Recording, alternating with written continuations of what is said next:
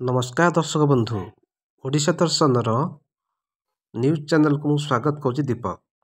आज सकाळर फ्रेश कार्यक्रम रे आमर प्रतिनिधि पहुंची खोर्धा जिला बालियंता ब्लॉक अंतर्गत काकरदपुर खोर्धा जिला बालियंता ब्लॉक काकरदपुर अंचल जे पंचायत प्रताप रास्ताटी जाइए आमर को जगह यहाँ प्रतारदपुर हंसपाला टंकपाड़ी ये रास्ता पूरा संजोग करुचे किंतु ये रास्ताटी 2016 मसीह जिते बेले ए रास्ता निर्माण कार्य आरंभ होता पाखापाखि केते कोटी टंका खर्च होता। नमस्कार मुझे क्षीरचंद्र पंडा प्रतापद्रपुर ग्राम पंचायत बालियंता ब्लॉक ओडिशा दर्शन स्वागत करुँ। पंचायतर विकासमूलक काम को केमी पहुँचेवा जहाँ असुविधा अच्छी सरकार लोक ना पूर्व एम न्यूज मध्यम आम या प्रसारण करूँ सोशल मीडिया करूँ आम सरपंच लिखिकी देते दशहरा पूर्व सरकार डिक्लेयर कले खाल कमा आग सब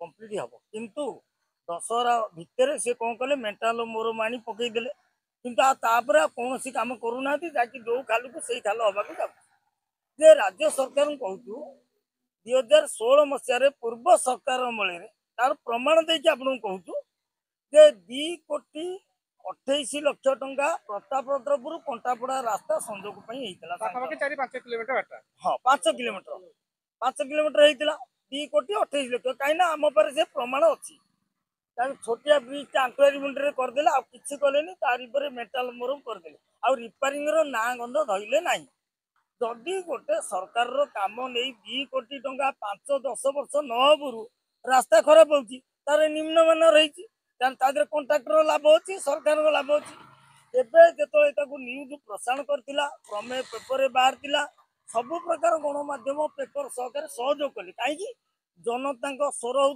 गणमाध्यम पेपर चतुर्थ स्तंभ सरकार एम कथा सरकार शुणिले कम करेंगे कंट्राक्टर मंडे मंडे पकईगला ना गंध नहीं आमर प्रमेय बाहर टंकपाणी बाहर पूरा जयदेव अड़सपुर एवं जगतसिंहपुर ये जो रास्ता आप देखुं ये रवि टकी पूरा जगतसिंहपुर जयदेव दे हंसपाल जयदेव ये हूँ मुख्य रास्ता जहाँकि आरडी डिपार्टमेंट तरफ जदि हजार हजार लोक गाड़ी मोटर जाऊँगी पंचायत लोक जो सुविधा रास्तार खराब रही दोष क्या देवे आम राज्य सरकार देवु एवं गोटे कथा कहूँ ओडिशा जो न्यूज मध्यम न्यूज मध्यम कहूँ एवं पूर्वतन विधायक कहते 98 कोटी टंका विकासमूलक काम फेरी जाऊ कहीं ना इटी राजनीतिर खेल आरंभ हो कहीं ना बीजेपी बीजेडी खेल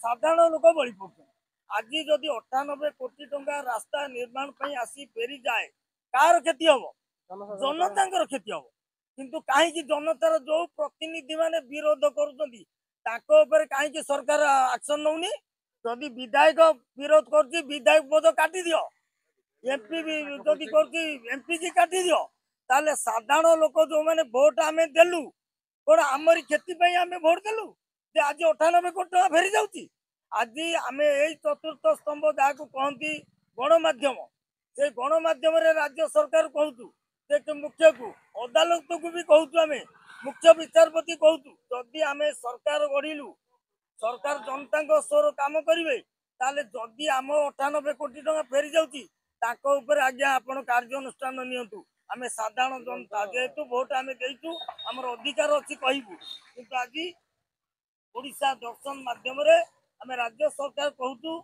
तुम भितर जहाँ भी सांक्शन हो जो दल कि नहीं लोकंर काम हवा दरकार ये जो आम टंकपाणी जो संजोग अच्छी रोड को यहाँ कम्प्लीट हवा दरकार या डबल पिचु हवा दरकार आम देखु जो टंकपाणी आउची ठा ठा रिपेयरिंग अल्प निम्न मानर पिचु तापर पकई दौरान से केते दिन जीव से पिचु पूरा गोटे पिचु स्तर टोटाल पड़ जावा कथा कहीं आम देखीचु नवीन पट्टनायक अमल 2,28,00,000 टंका को अधा भी कम होनी फल्स कागज पत्र होगा 10 वर्ष जाऊनी तो गोटे लोक को घर दौच पुनर्बार घर दौन जो लोक सरकार गढ़ुची सी आज चाल घरे रोचे घर टे देच तार भांगीगला रिपेयरिंग किसी देना सी भांगिकी चाल को जाऊँगी କିନ୍ତୁ ଆମେ ଓଡ଼ିଶା ଦର୍ଶନରେ କହୁଛୁ ରାସ୍ତାଟି କେମିତି କାମ ହେଲେ ଆମେ ଅଞ୍ଚଳବାସୀ ଖୁସି ହବୁ ସମସ୍ତେ।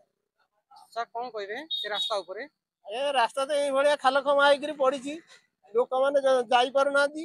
ଏ ଆହୁରି ଖରାପ ହେଇଥିଲା, କଣ ଗୋଡି ଦିଟା ପକେଇ ଦେଇଛନ୍ତି ତା ଦେହରେ, ତଥାପି ବି ସେ ଖାଲ ଖମା ହେଇଗଲାଣି। ଯେତେବେଳେ ଖାଲ ଖମା ହେଇଗଲାଣି ପୁଣି ଲୋକମାନେ ବି ପଡୁଛନ୍ତି, ପଡିଲା ପରେ ଖଣ୍ଡିଆ ଖବର ହଉଛି। ଖାଲ ଖମା ଆଗ ଅଛି, ଏମିତି ଠା ଠା କରି ଖାଲ ଖମା ବହୁତ। ଆପଣ ଯିବେ କଣ୍ଟାପଡା ଆଡିକି ଗୋଟେ ଟର୍ଣ୍ଣିଂ ପଏଣ୍ଟ ଅଛି, ଏକଦମ ବଡ ଖାଲ। ଯଦି ରାତି ସମୟରେ ହବ ଲାଇଟ ନାହିଁ, ଲାଇଟର ବ୍ୟବସ୍ଥା ତ ରୋଡରେ ନାହିଁ କି ବ୍ରିଜରେ ନାହିଁ। ଆମ ଯୋଉ କୁଶଭଦ୍ରା ଯୋଉ ଲାଇଟ ଲାଗିଥିଲା ଆଉ ଲାଇଟ ଜଳୁନି। ଯୋଉ ଲୋକଟି ଦିନ ବେଳା ଆଡଜଷ୍ଟ ହେଇ ଚଳିଯିବ, ରାତି ବେଳା ଯଦି ଦୁର୍ଘଟଣା ହବ କଣ ହବ? ମରିବ ଆଉ ମରିବ। ଯୋଉ ଟଙ୍କପାଣିରୁ ଆପଣ ଦେଖିବେ କେବଳ ଲୋକ ସରକାର ଗଢିଲେ, ନୂଆ ସରକାର ବିଶ୍ୱାସ କରୁଛନ୍ତି ରାସ୍ତାଟି କେମିତି ଯଥାଶୀଘ୍ର ହେଇଗଲେ ତାହେଲେ ସମସ୍ତେ ଖୁସି ହେବେ। କାହିଁକି ନା ସମସ୍ତଙ୍କର ନିର୍ଭର କରେ ଭୁବନେଶ୍ୱର ସହିତ ଏ ଅଞ୍ଚଳ। କଣ ବାହାରୁ ବି ଏଇ ବାଟ ଦେଇ ଅନେକ ଗାଡି ଅଫିସର ସବୁ ନେତା ଯାଉଛନ୍ତି, ରାସ୍ତାଟି ନିହାତି ଦରକାର। ସାର୍ ଆପଣ କହୁଥିଲେ କଣ ଗୋଟେ ଦୁର୍ଘଟଣା ଆକ୍ସିଡେଣ୍ଟ ହେଇଛି ବୋଲି?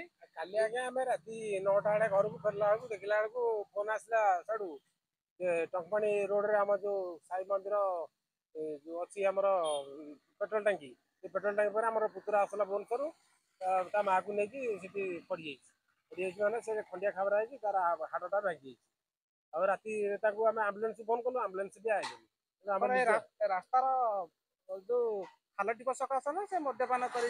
ନା ମଦ୍ୟପାନ ନୁହଁ, ସେଟା ରାସ୍ତା ଖରାପ ସ୍ଥିତି ଅଛି, ହମ୍ପସ ବି କରାଯାଇଛି, ଯୋଉଟା କି ହମ୍ପସଟା ବେନିୟମ ଭାବରେ କରାଯାଇଛି, ଭଲ ଭାବରେ କରାଯାଇଛି। ମୁଖ୍ୟ ରାସ୍ତା ଯେହେତୁ ମୁଖ୍ୟ ରାସ୍ତା କଣ ଆମର କରିବା ଆବଶ୍ୟକ ଦୋକାନରୁ ଫେରୁଥିଲା, ଘରୁ ଭୁବନେଶ୍ୱରରୁ ଫେରୁଥିଲା ନା, କାଲି ପଡ଼ିଲା। କାଲି ସମସ୍ୟା ଏଇ ରାସ୍ତା ଯୋଉଟା ଲାଗିଛି ଭୁବନେଶ୍ୱରକୁ, ଏଇ ରାସ୍ତା ନିମ୍ନମାନର କାମ ହେଇଛି, ମାନେ ଇଏ ସବୁ ଖଣ୍ଡିଆ ଖାବରା ହେଇ ରହିଛି। ଆଉ ଗାଡି ଚଲେଇଲା ମାତ୍ରକେ ଟିକେ ଇନବାଲାନ୍ସ ହେଲେ ଗାଡି ପଡିକି ପଡ଼ିବାଟା ଦୁର୍ଘଟଣା ଘଟିବାର ନିଶ୍ଚିତ ରହିଛି। ମେଟାଲ ପକେଇଦେଲେ ତାପରେ କାମ କଲେନି, ପିଚୁ କଲେନି। ଆଉ ଯୋଉ ଜାଗାରେ ମେଟାଲ ପକେଇ ପିଚୁ କରୁଛନ୍ତି, ପିଚୁ ବି ନିମ୍ନମାନର ସେପଟେ କେତେ ଜାଗାରେ କରିଛି। ଆପଣ ଦେଖିବେ ମାସେ 2 ମାସ ଯାଇନଥିବ ସେ ପିଚୁ ବାହାରିଯିବ। କିନ୍ତୁ ଗୋଟେ ସ୍ତର ଆପରେ ପିଚୁ ପକେଇ ଆଉ ଗୋଟେ ସ୍ତର ତାପରେ 1 ଇଞ୍ଚ କି 2 ଇଞ୍ଚ ତାଙ୍କର ଯାହା ସରକାର ନିୟମ ଥିବ। କାହିଁକି ନା ଏପଟେ ଭାରି ଯାନ ଯାଉଛି, ଯୋଉ ହାଉଆ ଗାଡି ଯାଉଛି, ତେଣୁ ହାଉଆ ପାଇଁ କେତେ ମୋଟା କଲେ ପିଚୁ ହବ କି ରୋଡ ହବ ତା ସରକାର ଜାଣିଛନ୍ତି। ଆମେ ସାଧାରଣ ଲୋକ ଜାଣିବୁ କଣ? ଆମେ ଜାଣିବୁ ରାସ୍ତା ଭଲ ଅଛି।